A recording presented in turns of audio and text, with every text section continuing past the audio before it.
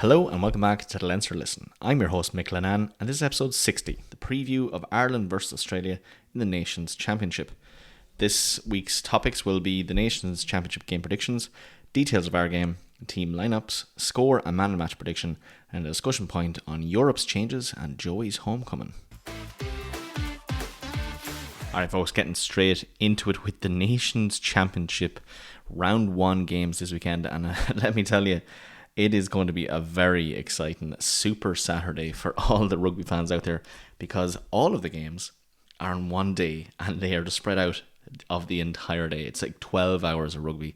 It's going to be absolutely amazing. Still have to tell the wife that is happening.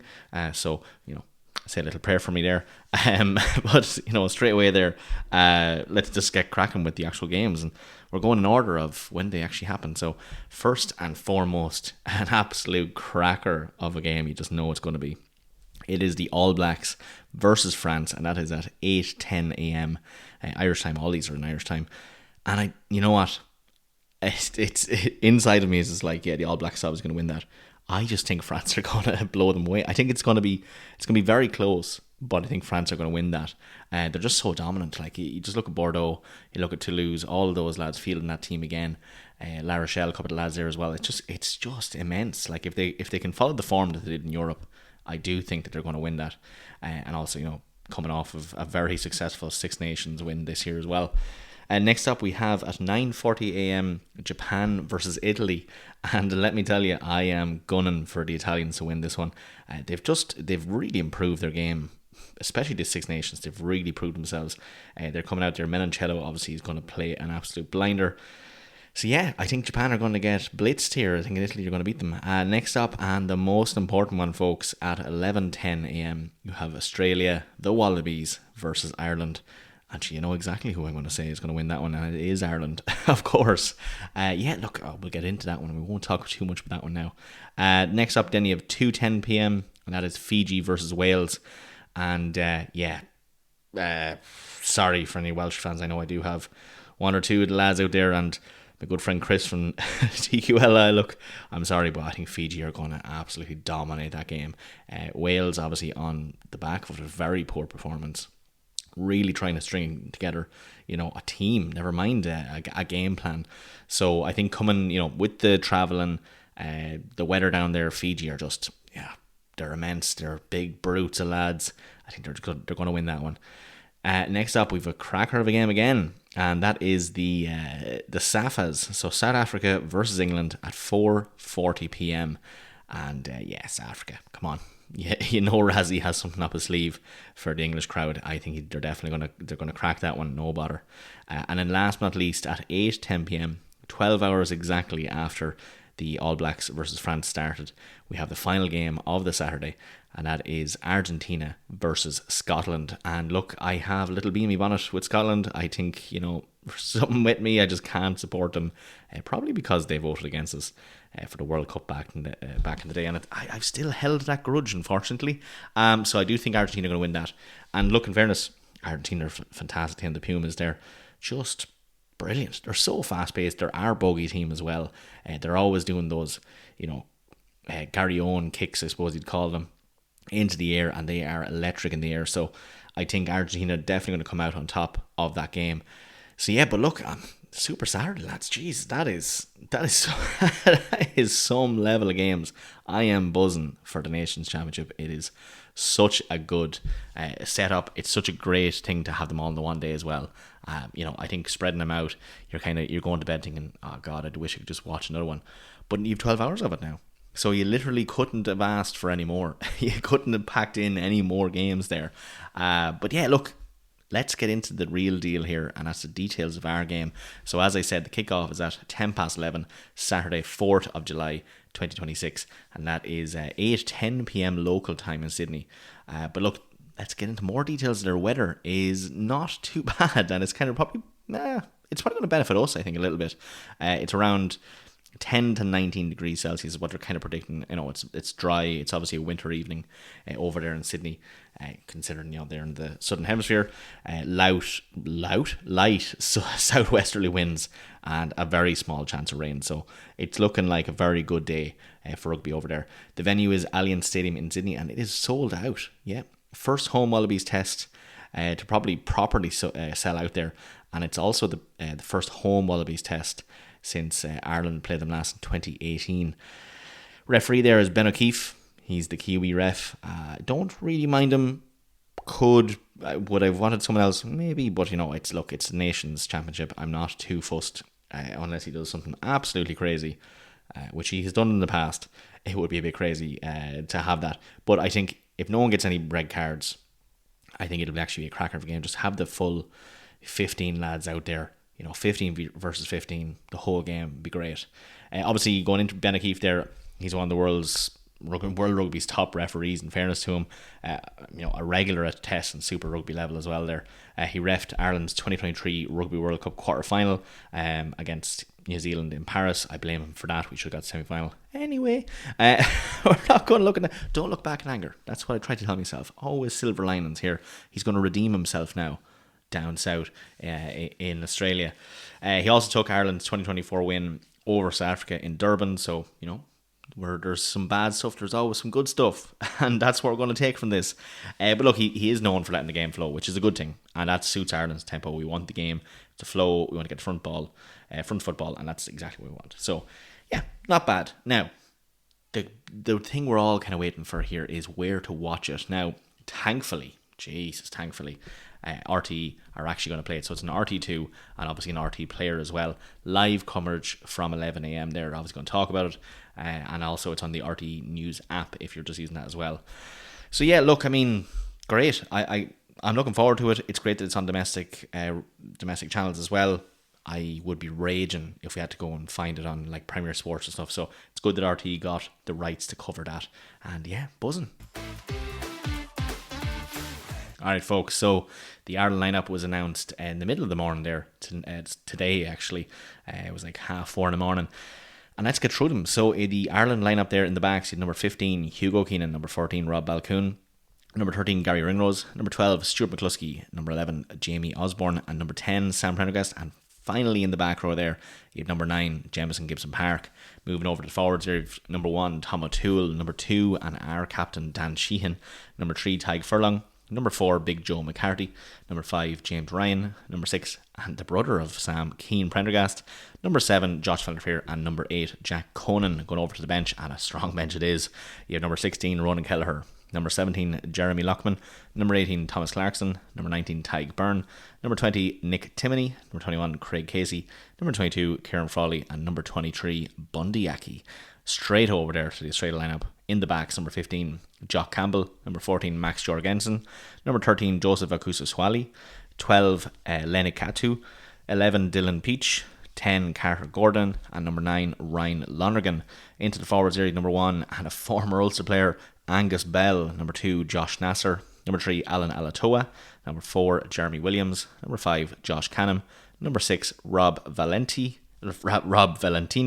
number 7, Fraser McWright, and number 8, and their captain, Harry Wilson. Over to their bench, number 16, Brandon Pinga-Amosa, number 17, James Slipper, number 18, Taniela Tupu, number 19, Lachlan Shaw, number 20, Tom Hooper, number 21, Tate McDermott, 22, Ben Donaldson, and last but not least, 23, Tom Wright. You would have noticed very clearly there the bench splits are both the same, and they're both opting for a 5-3 split. Who to watch then, I suppose? Yeah, well, look, coming into Ireland, I think it's been a big news story. The fact that Crowley has been ruled out of this completely, and the fact that he's had a fantastic last 3 games in the URC, bagging himself a lovely little medal and a trophy. It is none other than Cian Prendergast, and he is starting at number 10, obviously there, and he is, look, I think he's going to be electric, lads. I think he's going to shine. He has put everything behind him from the Six Nations. He's after coming back into the URC like an absolute superstar there. He was man of the match there in the URC Grand Final as well at Croke Park, so that is a big thing for him. He's going to be very confident coming from that.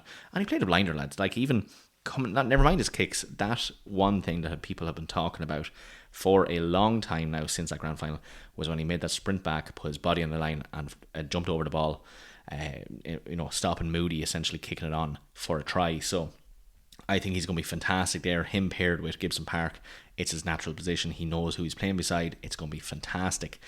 First Nations Championship start, obviously, because it's the First Nations Championship. But look, I think Joe Schmidt's Wallabies are going to be a little bit probably afraid of him now. They're probably going to target him. They're probably going to try and make sure that he doesn't get the room that he very well needs to kind of do his plays.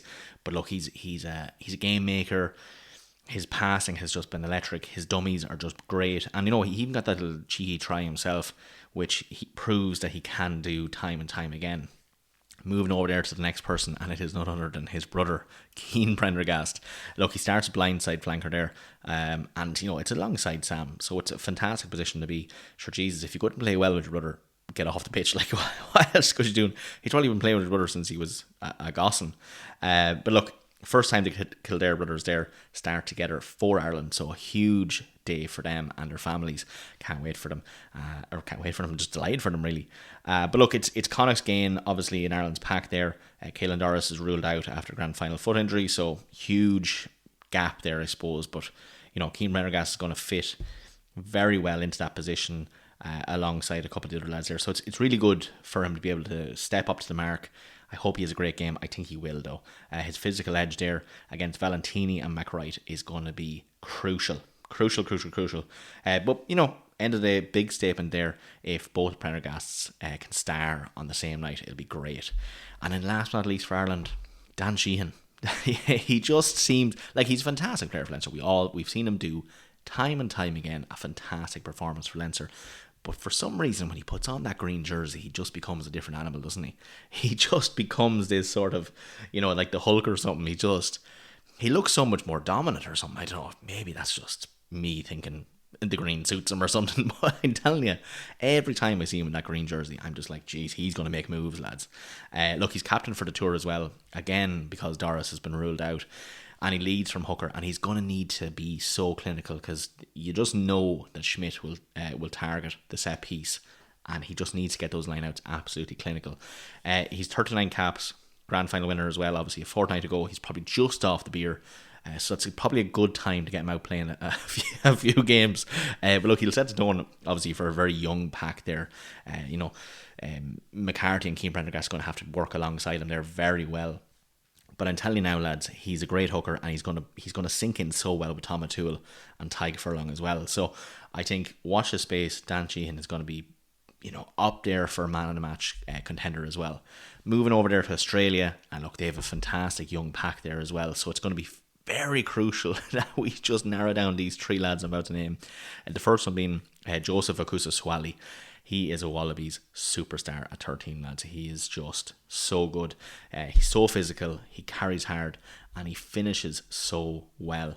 Ringrose and McCluskey going to need to shut him down immediately. Do not give him space. He is going to be one of these. He's a slippery whore. That's what he is. That's exactly what he is. But look, he's probably the biggest attacking threat that Schmidt has in that backline.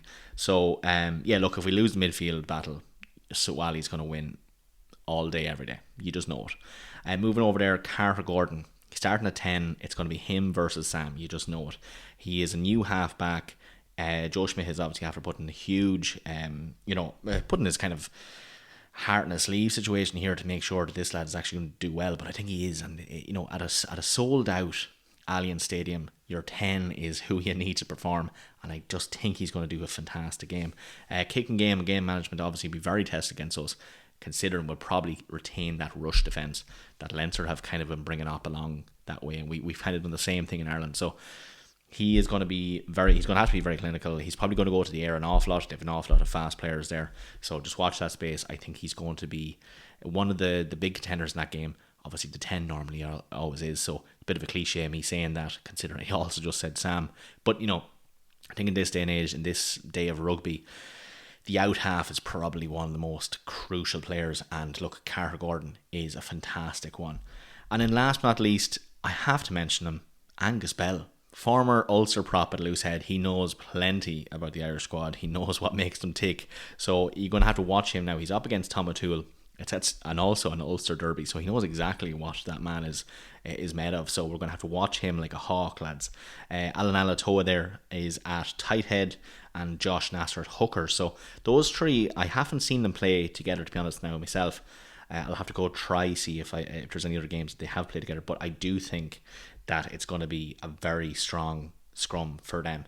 Now, Ireland's scrum with Furlong has been a weapon, has been a very good thing. Bell's set piece, though, the battle with O'Toole is going to set the platform for the entire game. We need to go out there and absolutely smash the first scrum. I think it's going to be a fair contest. It's going to be very heavy packs.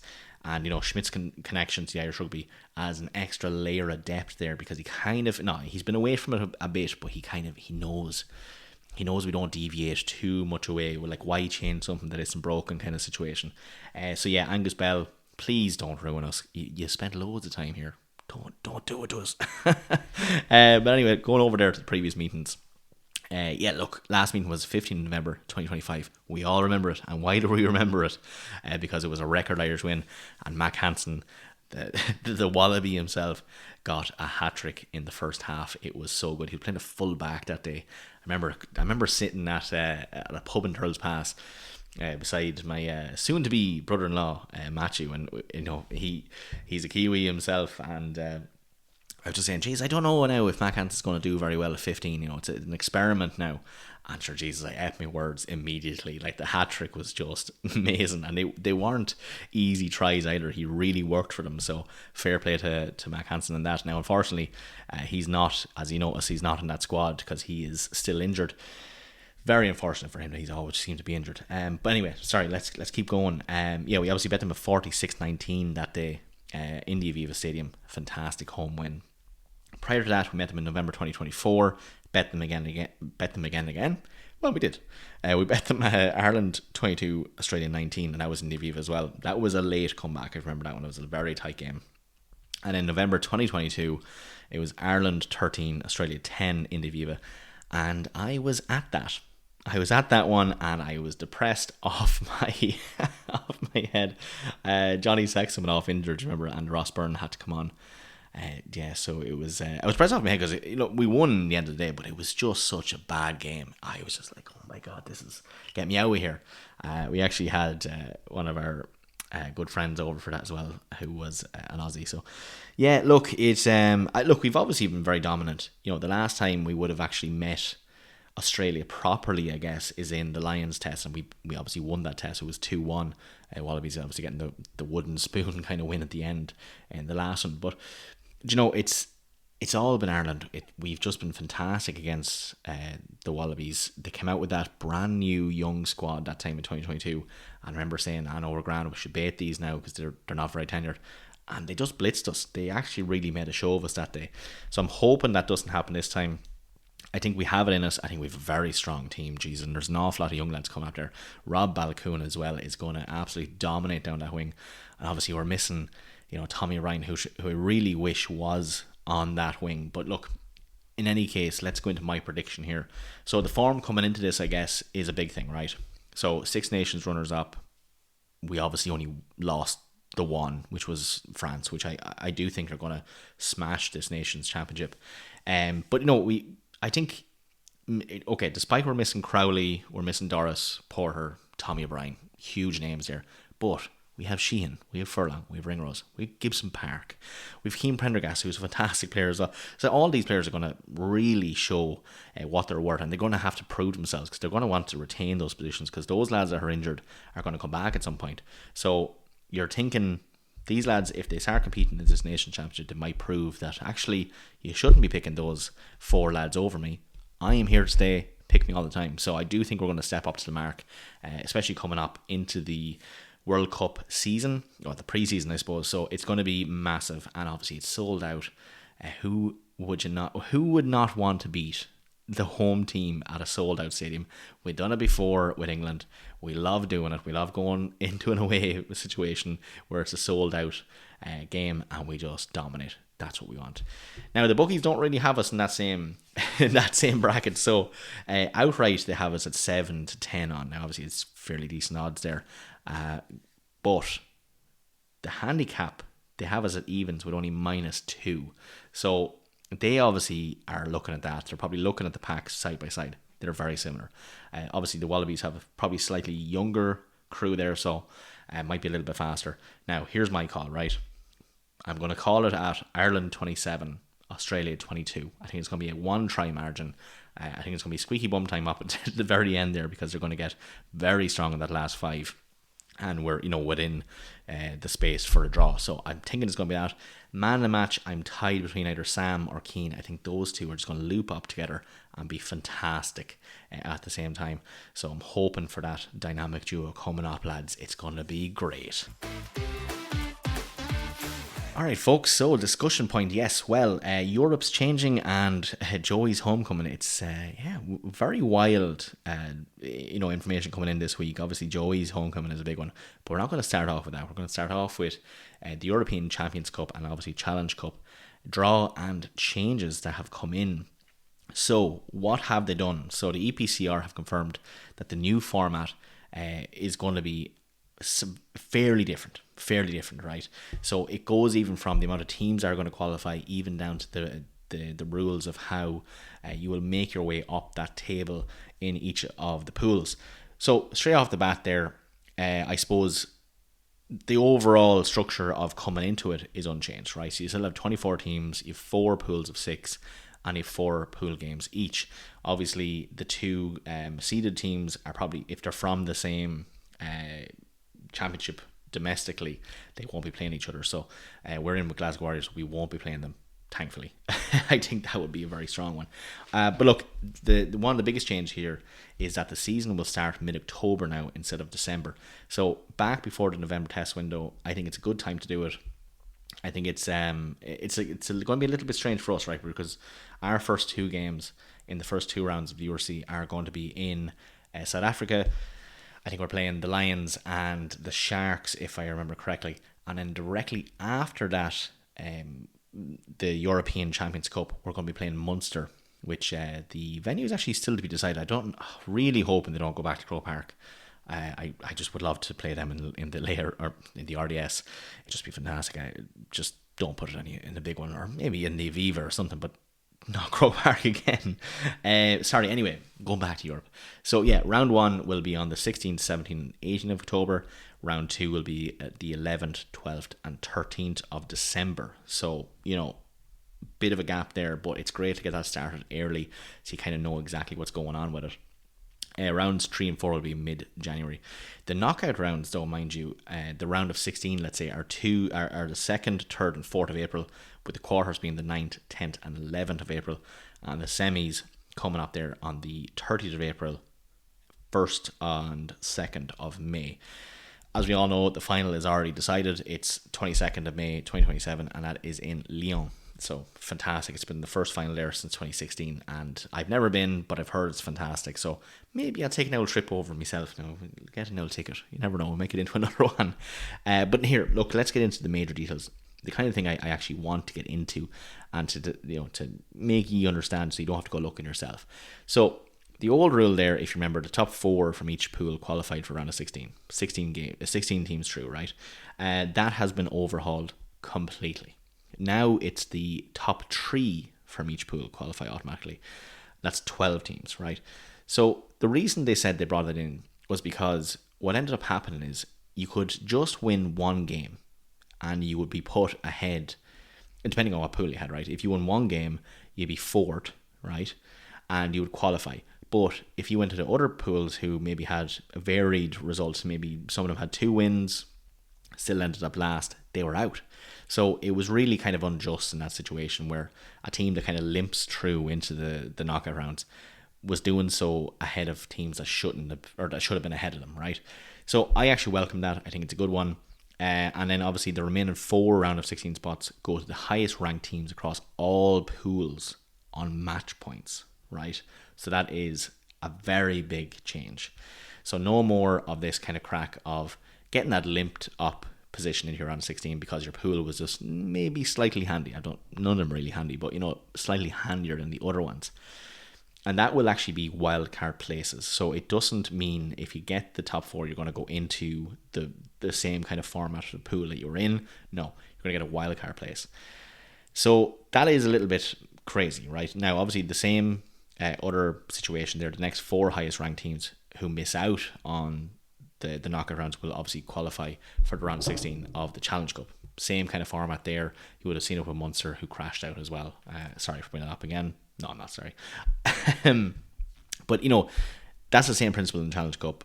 There's no real change there. The top 3 per pool auto-qualify, 3 wildcards, grand. Same kind of thing, And then, that's a good one. So I think, realistically here, what we're talking about is 12 teams automatically through if they're in the top 3 of each pool.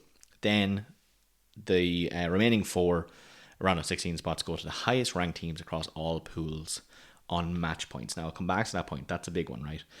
And that is good. So same applies Challenge Cup and so on and so forth, right? Now, that is obviously designed to stop a week 4 place. Perfect. It also rewards a team who rack up way more points regardless of their pool difficulty. So that's what we're kind of aiming for.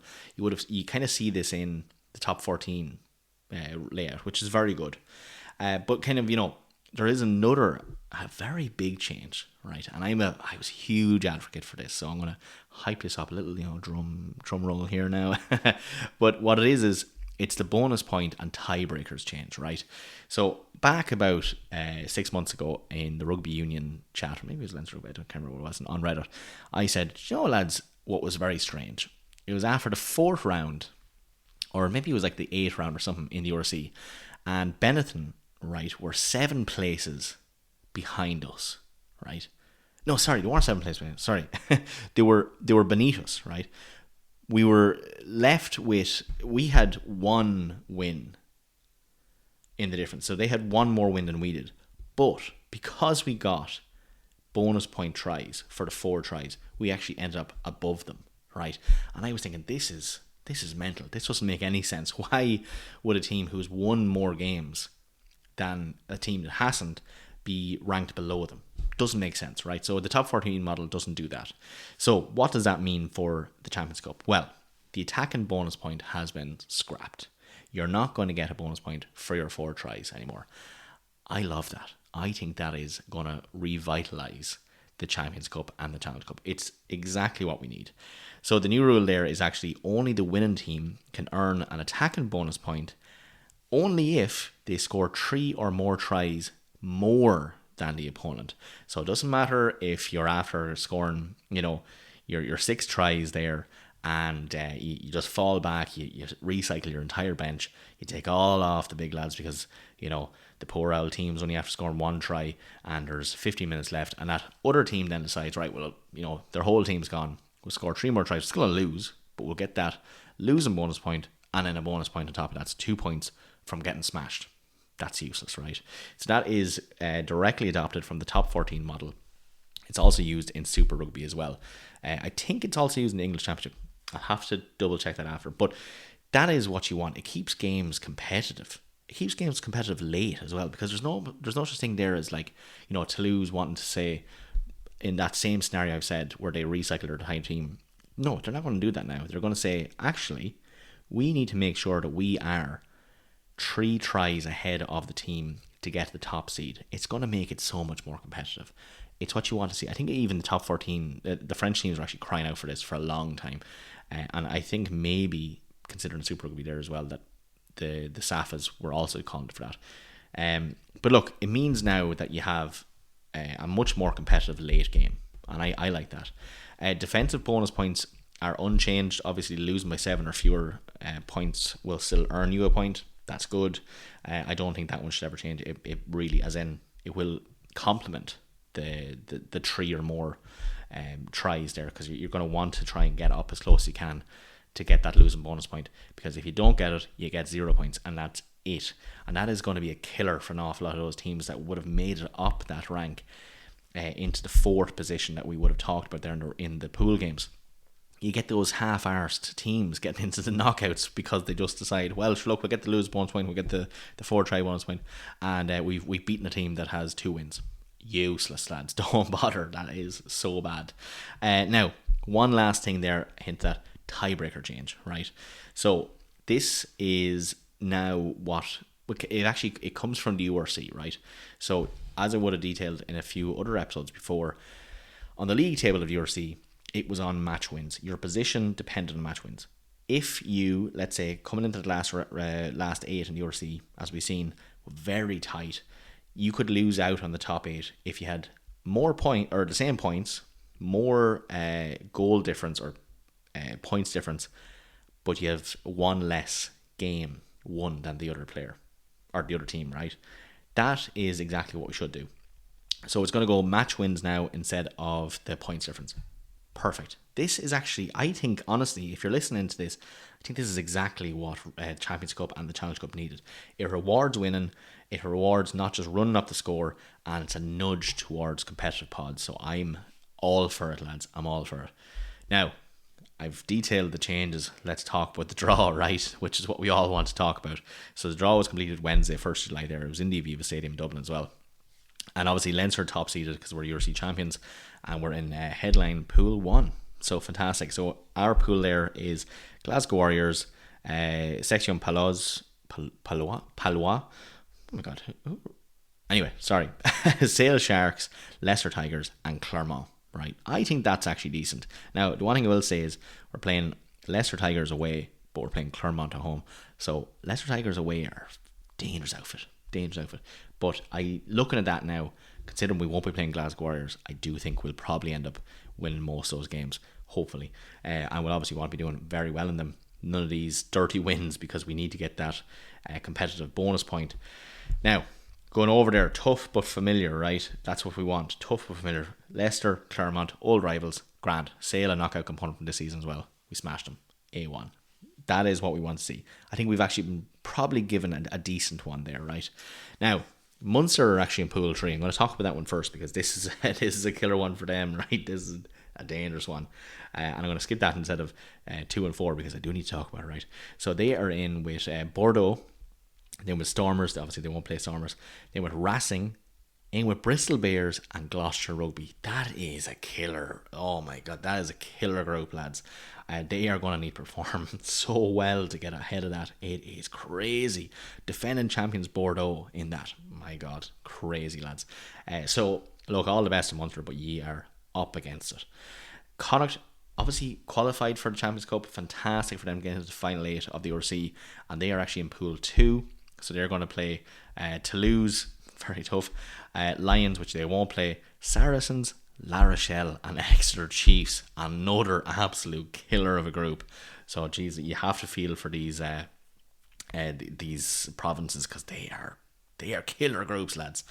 And then last but not least, Pool 4 there is Northampton Saints, Bath, Cardiff, Montpellier, Stade Francais and Vodacom Bulls. Also a fairly competitive group now in fairness, but I do think that one is probably the where Munster or Connacht would have wanted to be in. I think a little bit more. Obviously Bath, you wouldn't want to be in with them really, but you know, Montpellier, they are the Challenge Cup winners from this year.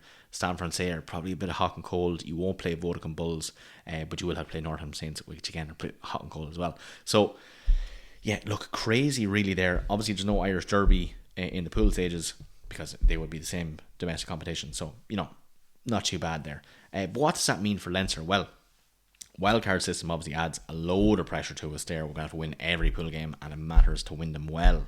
None of these dirty wins, as I said. We can't afford a slow start again. We're also starting early. As we've seen, our early season last season was not great. So there is I suppose, a double-edged sword in that situation. From it's good to have them starting earlier for the European Champions Cup, but if we start the way we did the last time, we're in trouble, lads. So look, I think if we could just, you know, I think Leicester away, I think we can probably do that. It'll probably be our toughest game. Clermont at home, I think we'll have that. I think, you know, we're coming into the arena. That's exactly what we want to do. We want to have this, you know, back to home ground, get cracking on it and get in. And look, also on top of that, there's another layer of extraction, which is it's Leo Cullen's final European campaign.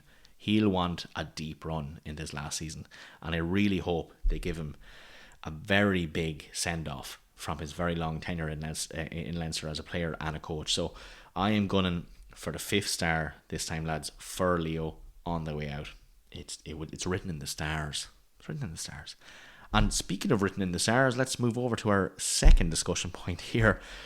Kind of a longer episode, but I hope you're still with me. I'm hoping I'm still entertaining you. But I have to talk about this because it came out today, and it came out after the Champions Cup final when Leo did a Freudian slip to kind of make it a little less hard on us that we lost the final so badly. But Joey Carbery has officially confirmed that he is returning to Leinster this season. It was confirmed this morning. And he's back for the 2026-2027 season. So the 30-year-old fly half returns to Leinster a long time ago since he was here. 37 Ireland caps there as well, and he's also a Kiwi-born lad himself. So as you might know, if you remember him playing for us, he was an academy graduate. He had 101 points in 37 appearances there, so fantastic. He was obviously helped along for Leinster in the Pro 14 and Champions Cup double in 2018. So, he's very tenured for us. He left for Munster. Boo, that summer. We all remember that. We remember that. And then actually won the EuroC title with them in 2023. So that was a bit, that was hurtful. That was hurtful. And obviously he spent the last 2 seasons there at Bordeaux. So he's obviously after learning enough over there. Now, he hasn't got much game time, mind you, and rightly so, because it's quite tough to get that first 15. But look, he's obviously part of that squad that is back-to-back Champions Cup winners. So look, I think, honestly, it's a bit crazy. I didn't think we needed another fly half. There was discussions there on Reddit, people talking about, look, why are we getting another fly half? I made an Instagram post about it today.